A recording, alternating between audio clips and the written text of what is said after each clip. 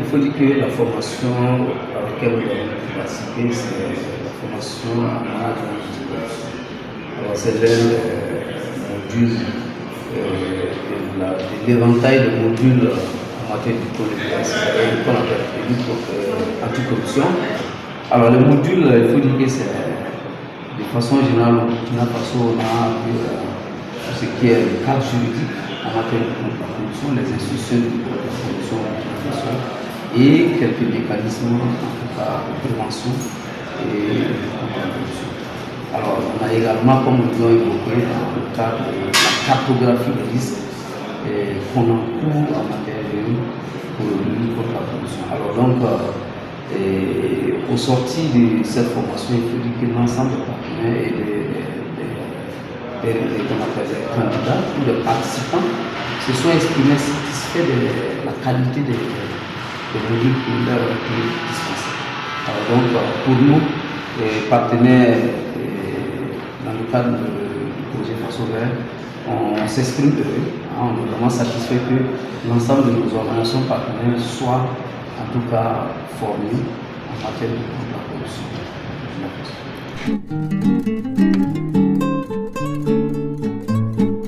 C'est une formation sur le management d'anticorruption qui a eu lieu de juin à août 2025. Donc, nos capacités ont été renforcées sur la prévention des risques de corruption et aussi sur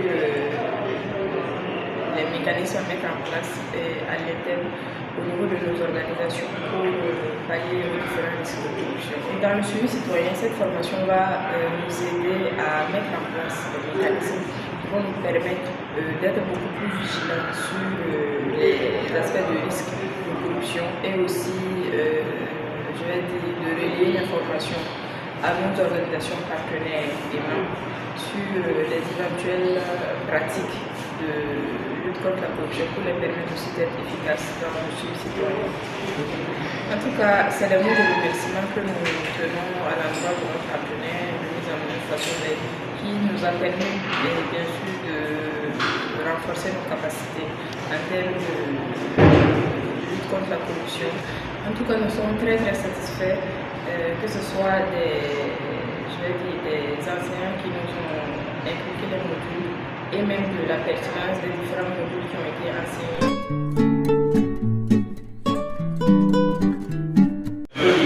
Nous sommes satisfaits par rapport à cette formation. Nous avons beaucoup appris, surtout dans une organisation non lucrative. Cette formation nous a permis de connaître comment on élabore une politique anticorruption, comment on fait la cartographie des risques de corruption.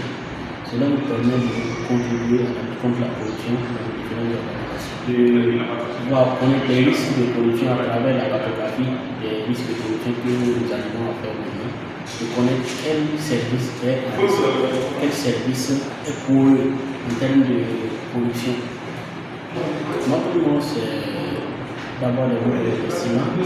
Ensuite, c'est de souhaiter que d'autres personnes encore puissent bénéficier de cette formation avec l'appui de Faso Vert pour pouvoir lutter contre la corruption et renforcer l'efficacité des structures.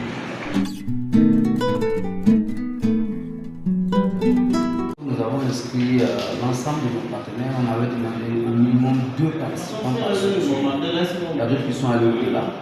Et nous, notre objectif, c'est que la thématique lutte contre la corruption est inscrite dans notre projet.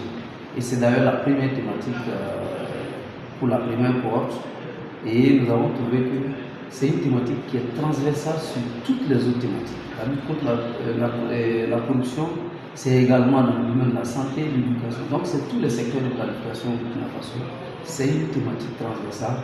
Et nous avons trouvé que partout, là où vous vous trouvez, dans n'importe quel secteur, il nous faut véritablement avoir en tout cas des notions, sinon des connaissances en matière de contrôle de la corruption pour gérer à bien les ressources qu'on nous octroie en tant qu'organisation associée afin d'atteindre les objectifs souhaités.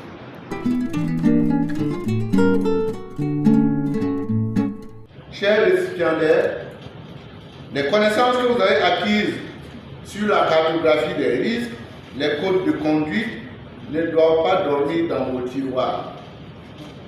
Elles doivent être le levain qui fera lever la patte d'une nouvelle gouvernance dans vos bureaux, vos salles de classe et vos chantiers de conseil.